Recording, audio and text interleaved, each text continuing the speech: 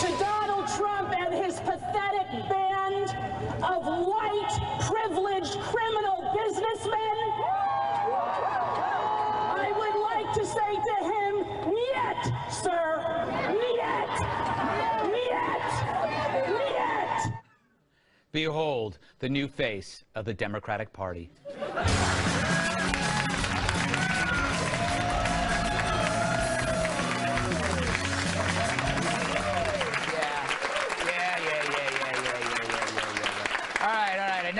Enough from you people. President Trump had his most presidential week yet. He talked about building up the military on an aircraft carrier. He talked about fixing Obamacare to healthcare CEOs. He listened in on parent-teacher conferences at a school in Florida. Oddly, so did I. And of course, on Tuesday, in his address to Congress, he hit it out of the park. Of course, it helped that the park was the size of a yoga mat, meaning expectations were so low, his potential for killing it was high. Mind you, low expectations are awesome. My success is based on everyone thinking that I suck. But it didn't help the Democrats that before the speech, the media obsessed over a picture of Kellyanne Conway on a couch. Oh, the outrage. But worse things have happened on that couch.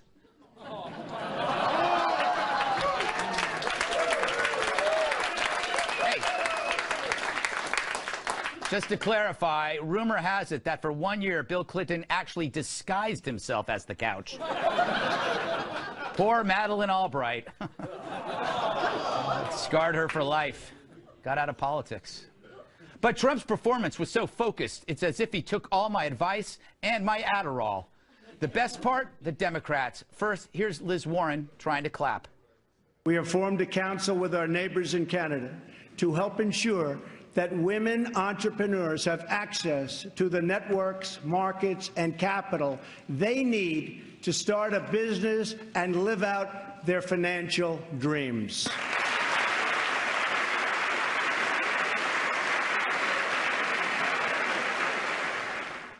She didn't hear it. Guess Donald should have used smoke signals. I don't even get it. What are you laughing about? And then there was Nancy. Americans purchase their own coverage through the use of tax credits and expanded health savings accounts. But it must be the plan they want, not the plan forced on them by our government. Did you just see Pelosi try to roll her eyes?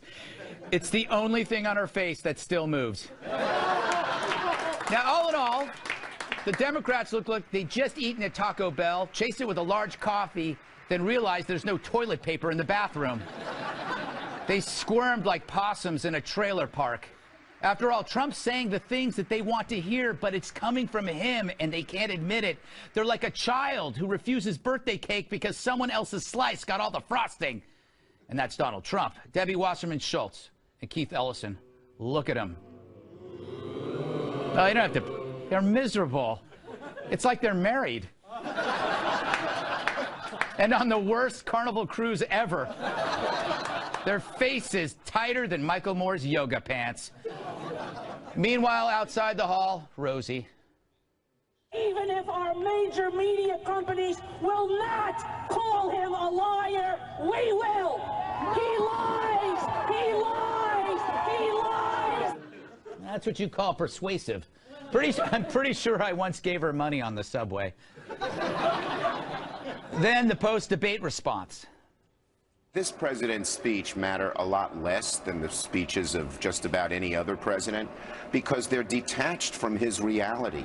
He talks one way and does another. Elections have consequences, and you saw some of them last night. This was Steve Bannon on steroids with a smile. I mean, start out with alternative facts. Schumer, Pelosi, and Perez. What are three things that make you puke for 1,000, Alex? And finally, what about that rebuttal? I'm a proud Democrat, but first and foremost, I'm a proud Republican and Democrat and mostly American. What does that mean? Mostly American. What else are you? Vulcan, a Trifid, I don't know. Also, you got to check out the people behind him. Were they held at gunpoint? Did one of them silently mouth, "Please send help"? So instead of Cory Booker, we get a reverse mortgage spokesman. But I don't blame them. For so long, they had been pushing divisive identity politics. So the rebuttal was their feeble attempt to make amends. So they imitated Trump's outreach. But like a drunk accountant trying to sing Lady Gaga at karaoke, it grated. It was a disaster. So as the Democrats tried to beat Trump, Trump did a way better version of them. No wonder Rosie's pissed.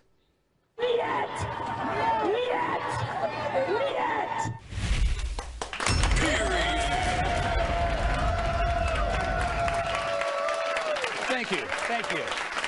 All right, let's welcome our guest tonight. Like Albert Einstein trapped in a house fire, she's as smart as she is hot. One of my co-hosts on The Five, Kimberly Guilfoyle. I love this man. He is so sharp, he can dice an onion with his thoughts. He's the creator and host of the Rubin Report, the great Dave Rubin. And great hair, by the way. Amazing hair. She loved the ending of Old Yeller. National Review reporter and Fox News contributor, Katherine Timpf. And finally, Niagara Falls is his foot bath. TNA wrestler and Fox News contributor, Tyrus.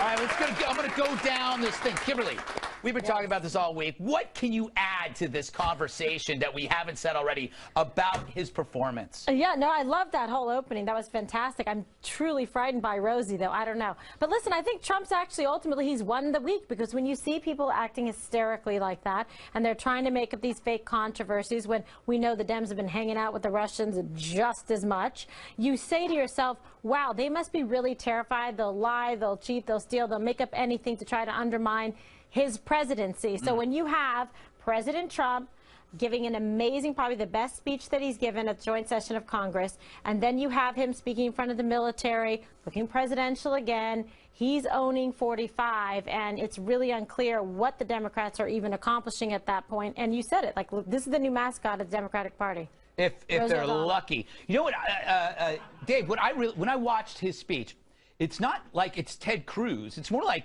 Ted Baxter. He's right, you know, he's down the middle.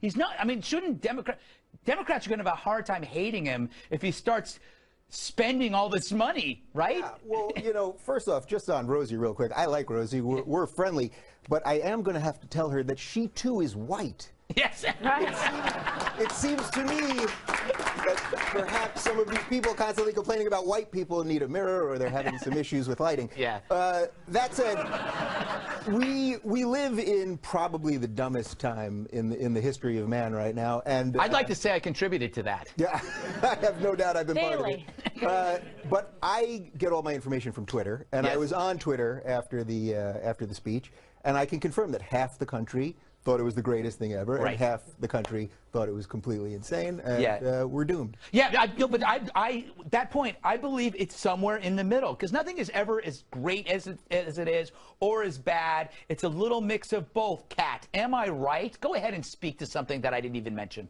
Well, absolutely, you're right. Thank you. People who thought the speech was awful, I mean, there's certain things in it that just you can't say are awful. He said a lot of wonderful things.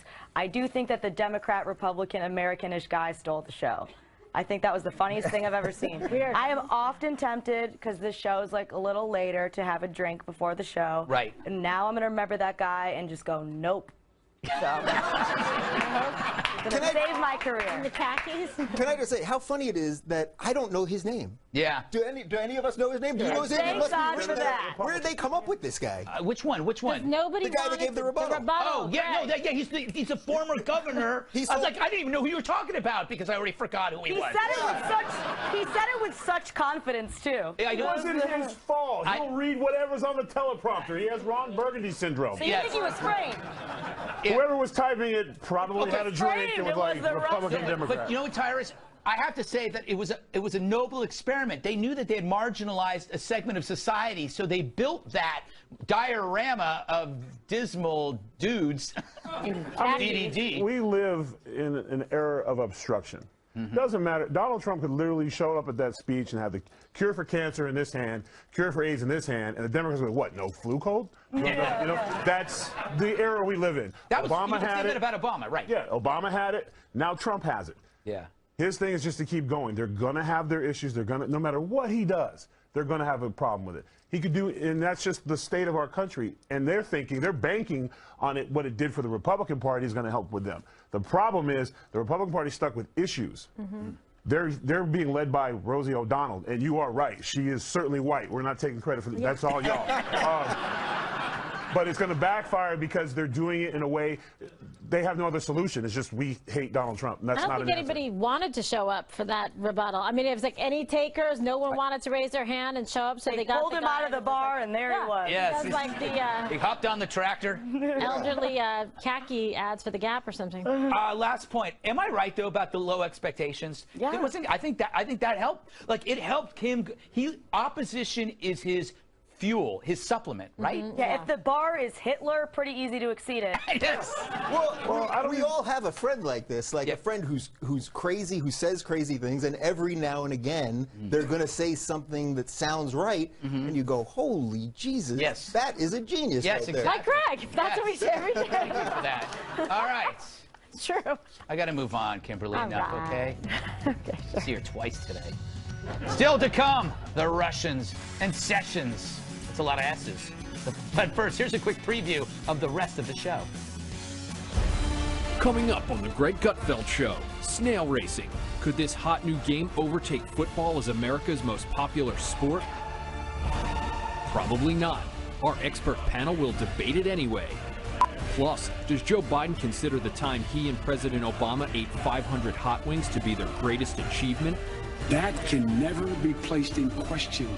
And I'll not mince words. It will occur again, I promise you. And later, just how far can Lou Dobbs jump a semi-truck? We've got tips on how to be awesome from the world's most electrifying newsman. What do all these stories have in common? No Donald Trump, which is why we're not doing them. None of these stories on Gutfeld tonight.